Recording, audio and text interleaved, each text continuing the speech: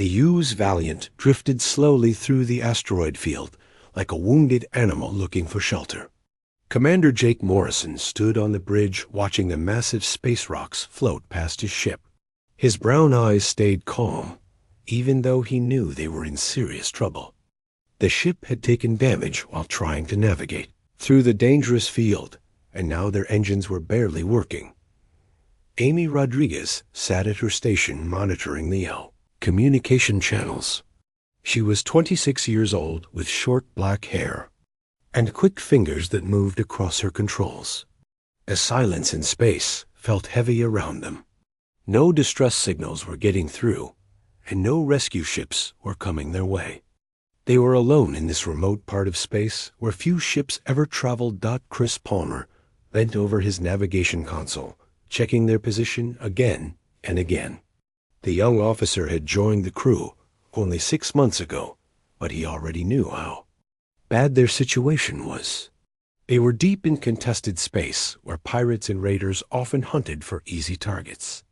His instruments showed 12 large objects moving toward them from different directions, but they were still too far away to identify. Lisa Brooks worked in the engine room trying to fix the damaged systems. Oil and grease covered her hands as she pulled apart the broken components. The chief engineer had been working on starships for 15 years, and she had never seen damage quite like this. Something had hit their main power coupling during their passage through the asteroid field. The ship could barely maintain life support, let alone move at any decent speed. The bridge crew noticed the objects on their sensors getting closer. At first they looked like more asteroids, but their movement patterns were wrong. These objects were moving with purpose and coordination.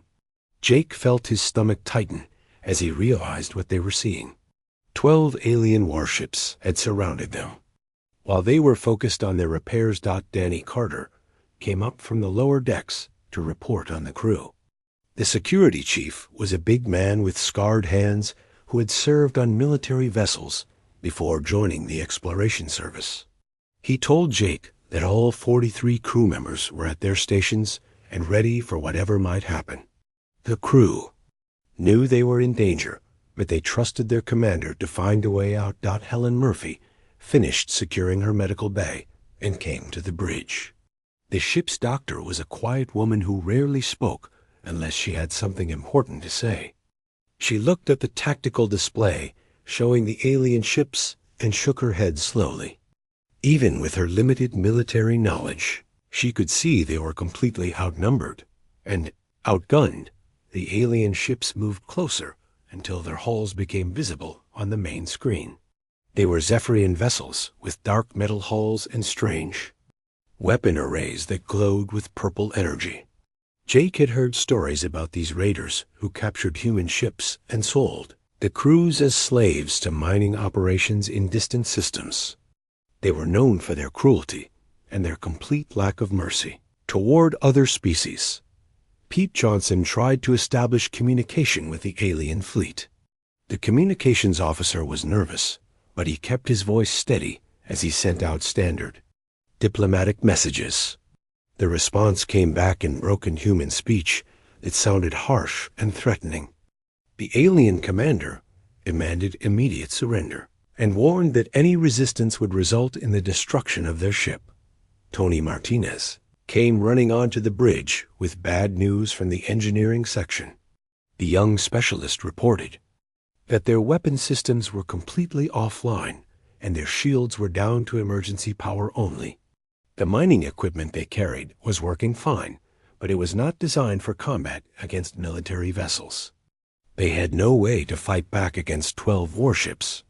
Corinne Walsh joined the group on the bridge after checking the cargo holds. The maintenance chief was a practical woman who always looked for solutions to impossible problems. She reminded Jake that they were carrying standard exploration supplies and scientific equipment, but nothing that could help them in a battle. Their only weapons were small arms that the security team carried for protection against wild animals on unexplored planets. Then Garcia sat at his research station, analyzing the alien ships with their limited sensors. The research assistant was good with computers, and he managed to identify the class and capabilities of the Zephyrian vessels. Each warship carried enough firepower to destroy the Valiants several times over. Their only advantage was knowledge of the asteroid field, but that would not help them much against such overwhelming force. Lucy Adams checked the pilot controls and confirmed what everyone already knew. The ship could barely maneuver, and their engines would not be able to outrun the alien vessels, even if they were working perfectly. The young pilot had trained for emergency situations, but nothing in her experience had prepared her for being trapped by hostile warships with no chance of escape. Roy Clark came from the medical section with a report on crew readiness. The medical officer had been treating several injuries from their rough passage through the asteroid field. Most of the crew were in good condition, but they were all scared and looking to their officers for leadership. The tension on the ship was growing as everyone realized how desperate their situation had become. The alien commander sent another message, giving them 10 minutes to surrender or face destruction. The voice carried absolute confidence that the humans would give up rather than die in a hopeless fight. Zephyrian forces had captured many human vessels over the past months, and they expected this encounter to follow the same pattern as all the others. Jake looked around at his crew and saw the fear in their eyes, but also something else. These were humans who had chosen to explore the dangerous unknown regions of space. They were scientists and engineers, but they were also survivors who had faced countless challenges during their careers. Each of them had joined the exploration service knowing the risks they would face. The commander made his decision as the countdown continued. He activated the ship-wide communication system and spoke to his entire crew. His voice was calm and steady as he told them what they all already knew. They were trapped with no hope of rescue and no chance of escape. The aliens wanted to capture them alive, but Jake Morrison had other plans. He looked at Amy Rodriguez and nodded toward her communication station. She understood immediately and began sending out what appeared to be a standard distress signal. But hidden within the transmission was a coded message that would activate protocols that most people thought were just rumors. The U's Valiant was about to show the galaxy what humans were really capable of when they were pushed too far. The 10-minute countdown reached 0, and Jake Morrison pressed a single button on his command console. Amy Rodriguez looked up from her station as she received confirmation that her coded message had been received and processed by the ship's computer systems. Throughout the Valiant, hidden panels began to slide open, and supposedly broken systems came back to life with a deep humming sound that vibrated through the hull. Lisa Brooks smiled for the first time in hours as her engineering displays lit up with green lights. The damaged engines that had barely been keeping them alive suddenly roared with full military power. The reactor core that had seemed nearly dead was actually running at only 10% of its real capacity. Every exploration ship carried fusion reactors powerful enough to run a small city, but the crews usually kept them throttled down to avoid detection by hostile forces. Annie Carter opened a secure locker in his security office and began distributing weapons that officially did not exist. Each crew member received equipment that was far beyond what any civilian vessel should carry. Pulse rifles designed for military use replaced the simple sidearms they had been carrying. Combat armor that could stop most alien weapons was handed out to everyone, including the scientists and engineers. The Zephyrian boarding pods launched from their warships, expecting to find frightened humans waiting to surrender. Veltar watched his tactical display with satisfaction as 12 assault craft moved toward the helpless exploration vessel. His warriors carried stun weapons because live humans were worth more than dead ones in the slave markets. The boarding operation should be finished in less than an hour. Helen Murphy sealed her medical bay and activated defensive systems that had been disguised as standard hospital equipment. Surgical lasers were redirected to become deadly weapons capable of cutting through alien armor. Medical scanners were modified to detect hostile life forms anywhere on the ship. Even the emergency surgery table could be converted into an automated defense turret that would fire at any non-human that entered the room. The first boarding pod attached to the Valiant's hull near the cargo bay, where the aliens expected to find storage areas and maintenance tunnels. Karen Walsh waited in the shadows with a welding torch that had been modified with military targeting systems. When the alien hatch opened, 6 Zephyrian warriors rushed inside, expecting to face panicked civilians. Instead, they found a maintenance chief who moved like a trained soldier and fought like a wild animal. Tony Martinez had spent the last few minutes converting mining equipment into weapons of war. Industrial cutting lasers were redirected from their normal duties and focused into concentrated beams that could slice through Starship hulls. Rock crushers designed to break apart asteroids were modified to crush alien bones. Even the simple gravity generators used for artificial atmospheres became deadly weapons when their settings were changed. Chris Palmer worked with Ben Garcia to turn the navigation and research systems into tools of destruction. Star charts became targeting computers for weapon systems.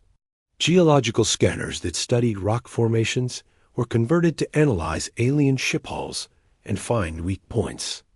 Every piece of scientific equipment on the ship had a secondary military function that most people never knew about.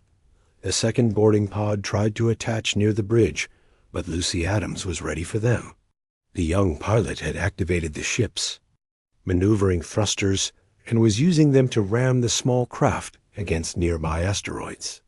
Her flying skills that had seemed adequate for exploration work were actually the result of military training that prepared her for combat in dangerous environments. Pete Johnson discovered that his communication equipment could do much more than send messages. High-powered transmitters became electronic warfare, weapons that jammed alien communications and crashed their computer systems. Radio dishes that normally received signals from distant stars were turned into directed energy weapons that fried the electronics on enemy ships. Roy Clark opened his medical supplies and found items that were definitely not meant for healing. Chemical compounds that were labeled as medicine could be mixed together to create deadly poisons or explosive devices. Surgical tools made from advanced materials could cut through alien armor just as easily as human tissue. Even the medical scanner could be used to find weak points in enemy biology. The aliens inside the cargo bay quickly realized they were not fighting against helpless civilians. Karen Walsh moved through the darkened corridors using maintenance tunnels that she knew better than anyone else on the ship. Her welding torch cut through alien weapons and armor, while her knowledge of the ship's systems let her control lighting and atmosphere to confuse the invaders.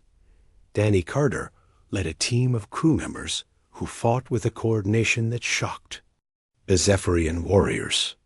Every human seemed to know exactly what their teammates were doing without any communication.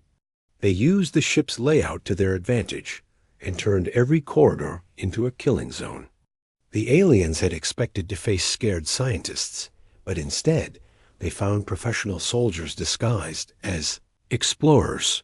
The third boarding pod attached to the engineering section, where Lisa Brooks was waiting with surprises that the aliens could never have imagined.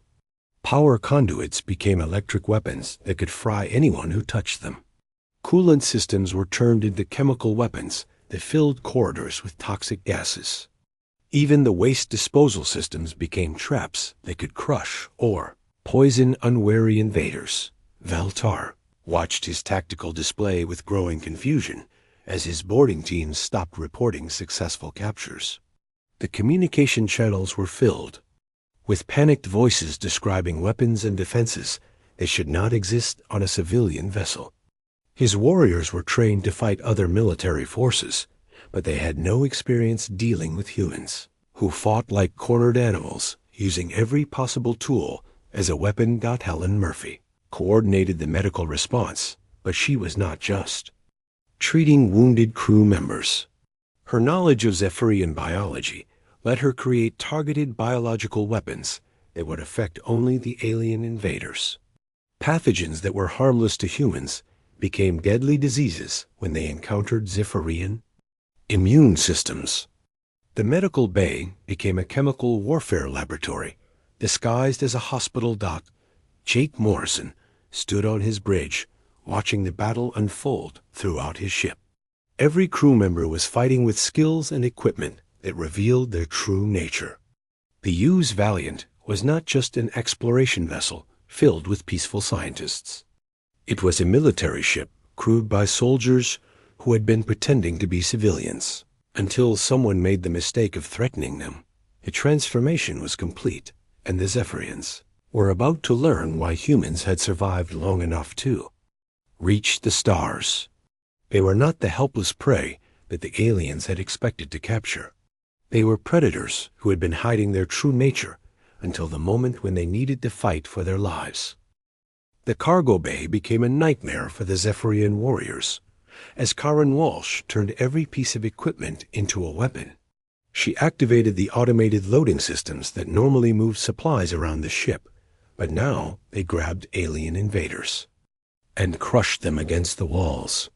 Magnetic cranes designed to handle heavy cargo lifted the warriors into the air and slammed them down with bone-breaking force. Even the simple conveyor belts became death traps when their speeds were increased to dangerous levels. Tony Martinez worked his magic in the engineering sections where the aliens had expected to find easy targets among the technical crew. The mining lasers that were meant to cut through asteroids sliced through alien armor like it was made of paper. He redirected the plasma cutters to create walls of superheated gas that cooked any Zephyrian who tried to pass through the corridors. The rock drilling equipment became massive weapons that fired metal spikes with enough force to punch through Starship hulls. Ben Garcia used his research equipment to analyze the biological makeup of the alien invaders and found weaknesses that could be exploited. His laboratory computers calculated the exact frequency of sound waves that would disrupt Zephyrian nervous systems. The ultrasonic generators that were meant to study planetary atmospheres became sonic weapons that left the aliens writhing in agony on the deck plates. Amy Rodriguez discovered that her communication systems could do much more than send messages across space. She turned the low-range transmitters into microwave weapons that cooked alien electronics from the inside out. The signal boosters became directed energy weapons that could overload the neural implants that many Zephyrian warriors used to coordinate their attacks. Her station became a command center for electronic warfare that left the enemy blind and confused. Lisa Brooks took control of the environmental systems and turned the entire ship into a weapon against the invaders. She increased the gravity in corridors where aliens were fighting to make their movements slow and clumsy. Oxygen levels were reduced in sections controlled by the enemy until they became weak and dizzy. Temperature controls were used to create zones of freezing cold or burning heat that forced the aliens to retreat from strategic positions. The fourth boarding pod tried to attach to the medical section, but Helen Murphy was ready with biological weapons that the aliens had never encountered before. She released airborne pathogens through the ventilation system that attacked Zephyrian respiratory systems while leaving humans completely unaffected. Medical scanners were used to identify alien DNA and target specific individuals with customized toxins delivered through the air supply. Danny Carter led hunting parties through the ship, using tactics that seemed impossible to the alien invaders. His teams moved through maintenance shafts and service tunnels that connected every part of the vessel. They appeared behind enemy positions without warning and disappeared just as quickly after eliminating their targets. The security chief had turned the entire ship into a three-dimensional battlefield, where humans had every advantage. Chris Palmer used His navigation skills to plot courses through the asteroid field that seemed suicidal, but actually gave them tactical advantages. He sent targeting data to the weapon systems that let them use space rocks as projectiles against the Zephyrian fleet. His calculations turned floating asteroids into guided missiles that struck enemy ships with devastating accuracy. The pilot. Controls became artillery, direction systems that used the entire asteroid field as ammunition. Pete Johnson coordinated communications between all the human fighters while simultaneously jamming alien transmissions. His equipment monitored enemy radio traffic and used that information to predict where the next attacks would come from. The communication arrays became both defensive shields that blocked alien signals and offensive weapons that sent viruses into enemy computer systems. Roy Clark moved through the ship, treating wounded crew members, but his medical knowledge also helped him eliminate alien threats more efficiently. He knew exactly where to strike Zephyrian anatomy to cause maximum damage with minimum effort. His surgical tools became precision weapons that could disable enemies without making noise that might alert other aliens nearby. Lucy Adams piloted the ship through maneuvers that defied every law of safe spaceflight, but gave them incredible tactical advantages. She used the gravitational pull of asteroids to slingshot the Valiant around space rocks at impossible speeds. Her flying turned their exploration vessel into a weapon that could ram boarding pods and use its hull as a battering ram against enemy fighters. The aliens found themselves fighting an enemy that used every possible advantage and turned ordinary equipment into deadly weapons. Maintenance robots that normally cleaned the corridors were reprogrammed to attack alien DNA signatures. Food preparation equipment in the galley became chemical weapons factories that produced toxic gases. Even the waste recycling systems were converted into traps that could flood compartments with deadly substances. Veltar watched his tactical display with growing horror as his boarding teams were systematically eliminated by an enemy that fought like nothing he had ever encountered. The humans used tactics that seemed random, but were actually carefully coordinated to maximize damage while minimizing their own losses. Every piece of equipment on their ship had been turned into a weapon, and every crew member fought with skills that exceeded his own trained warriors. The Zephyrian commander tried to coordinate his remaining forces, but the humans had taken control of his communication systems. False orders were sent to his troops, directing them into traps, while real orders were intercepted and countered before they could be carried out. His mighty fleet was being defeated by a single ship that had seemed helpless just minutes before. Helen. Murphy released her final biological weapon through the ship's atmospheric systems. The engineered virus attacked only Zephyrian nervous systems and caused temporary paralysis that left the aliens helpless, while human immune systems remained completely unaffected. Within minutes, every alien invader on the ship was either dead or disabled and ready for capture. Jake Morrison looked at his crew with pride as they secured the last of the alien boarding parties. Every human on his ship had fought with intelligence and creativity that turned ordinary exploration equipment into military weapons. They had proven that human ingenuity could overcome superior numbers and firepower when survival was at stake. Battle inside the ship was over, but the real fight was just beginning. 12 Zephyrian warships still surrounded them, and their commanders were learning that humans were far more dangerous than anyone in the galaxy had ever suspected. The crew of the Valiant was about to show the alien fleet what happened when you cornered a species that had evolved to fight its way out of impossible situations. Veltar stared at his tactical display in disbelief as the communication channels from his boarding teams went silent one by one. The human exploration vessel that had seemed like easy prey was now moving through the asteroid field with deadly purpose. The UE's Valiant no longer drifted helplessly, but flew with precision that made his experienced pilots look like amateurs. Something had gone terribly wrong with what should have been a simple capture operation. Jake Morrison stood on his bridge coordinating attacks against the alien fleet while his crew prepared for the next phase of their defense, the mining lasers. That had eliminated the boarding parties were now being redirected toward external targets. Lisa Brooks worked with Tony Martinez to boost the power output beyond safety limits because equipment failure was better than death. The industrial cutting beams reached out across space and began slicing through the hulls of the nearest Zephyrian warships.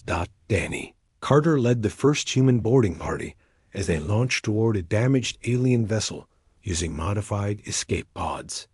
His team carried weapons that were disguised as repair tools, but functioned as military equipment when their safety locks were removed. Plasma welders became assault rifles that fired superheated metal slugs.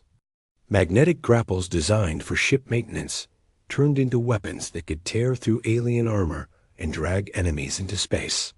Amy Rodriguez coordinated the electronic warfare assault that was crippling the Zephyrian fleet's ability to communicate and fight effectively. Her transmission arrays sent computer viruses into alien systems while jamming their targeting computers and navigation equipment.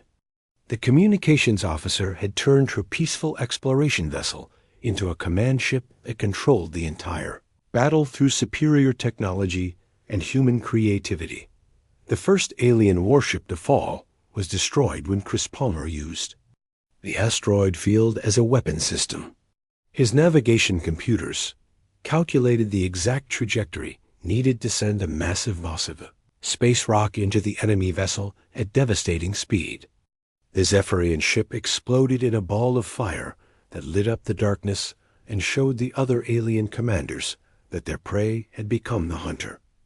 Ben Garcia worked with Helen Murphy to create biological weapons that could be delivered through the alien ship's atmospheric systems.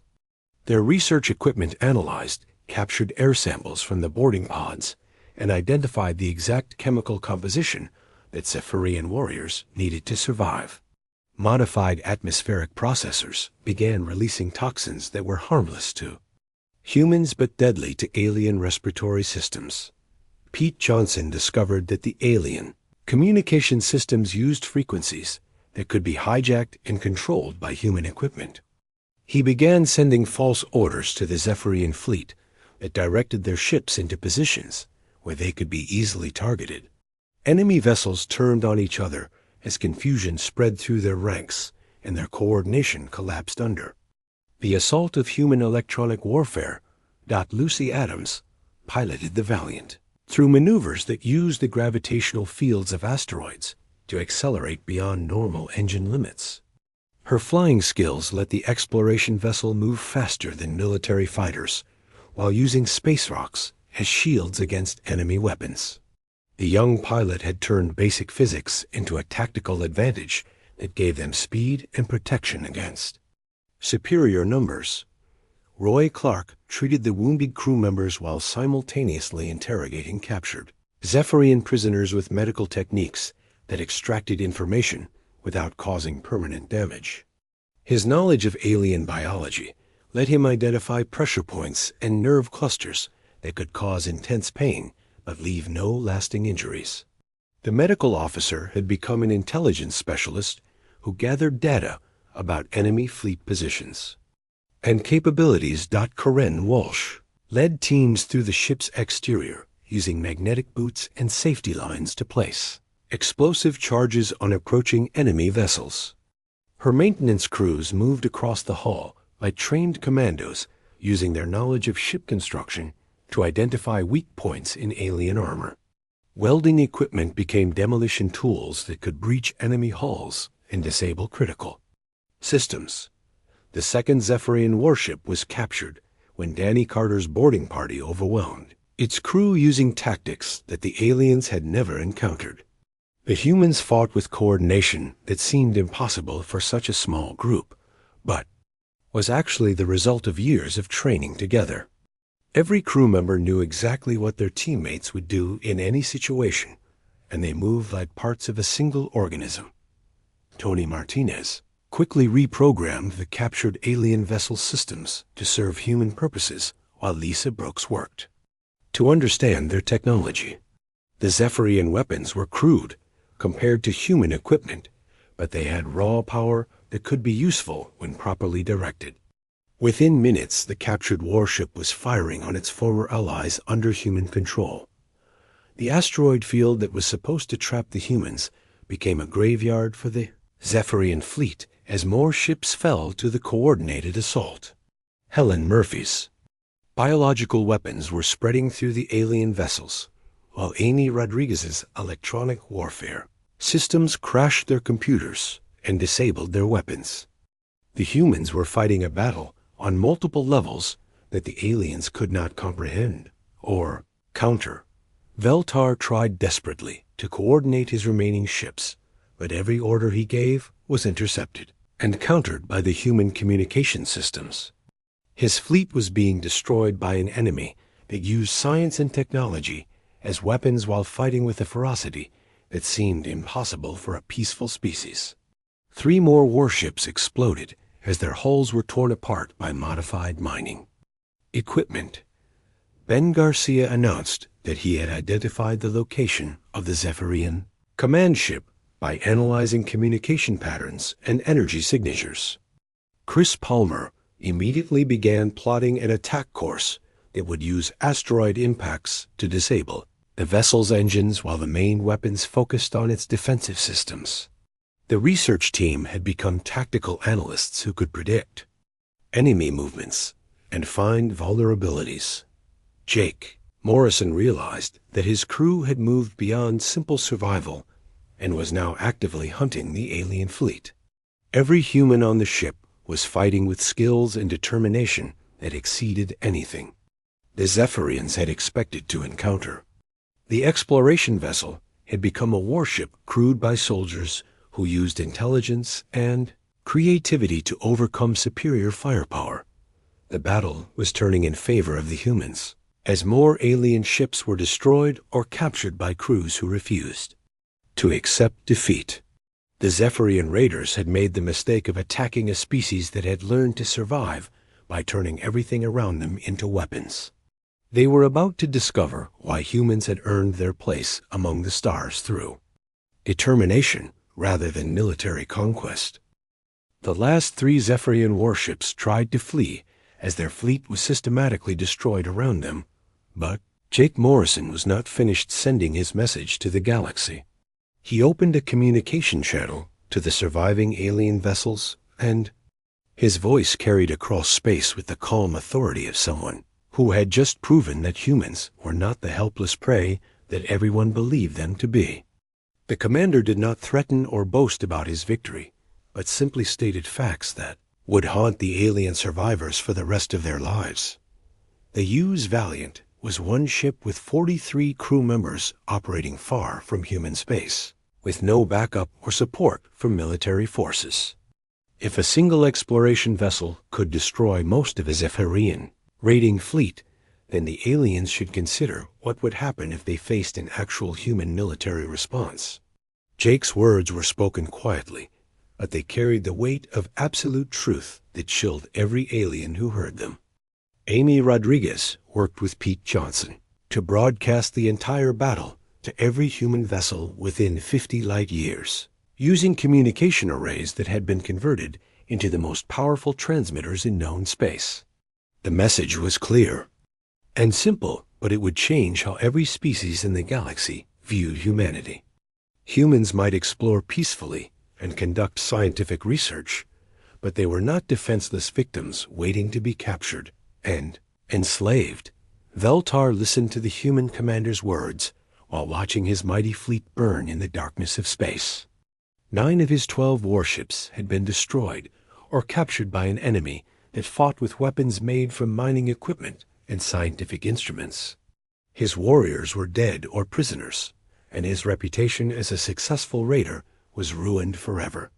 The humans had not just defeated him, but had made him look like a fool who had attacked a predator while thinking it was prey. Helen Murphy moved through the captured alien vessels, treating wounded Zephyrian survivors while simultaneously analyzing their biology and technology for future reference.